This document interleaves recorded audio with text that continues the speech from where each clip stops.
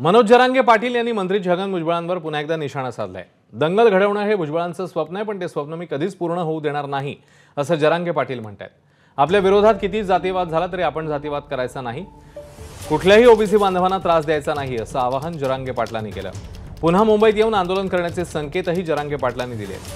तर पुन्हा मुंबईत आंदोलन करणं किंवा 288 जागांवर उमेदवार देणं हे दोन पर्याय आता आपल्या समोर असल्याचं जरांगे म्हणतात। शेवटी मराठ्यांनी जे छगन भुजबळांचं स्वप्न आहे दंगली घडवण्याचं ते मराठ्यांनी पूर्ण नाही होऊ द्यायचं। आता एवढ्या सांग भाऊ, छगन भाऊ, तो असा इंगा जेरी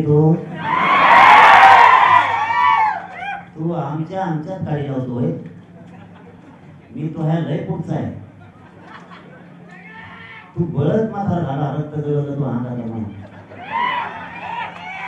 बेट्या तो जर टांगा उठाने बांधला ते दुखलं। कितीही कोणी जातीवाद केला, कितीही टोळ्या एकत्र आल्या, आपल्याकडून जातीवाद करायचा नाही। हे आला येवलेव नाशिक, आपण शेवटी शिव होऊया।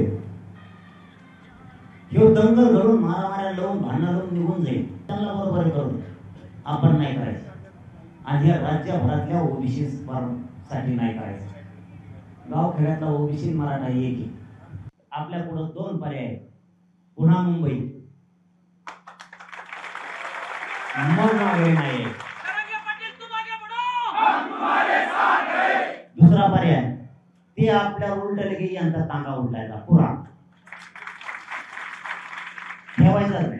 आणि तिसरा पर्याय 13 तारखेच्या नंतर बैठक घेऊन महाराष्ट्रातल्या मराठ्यांची 288 जागा लढायचे का 288 पाडायचे, पर्यायच नाही। माझ्याशी खोटं दादा फटके करू नका। एबीपी माझा, उघडा डोळे बघा नीट।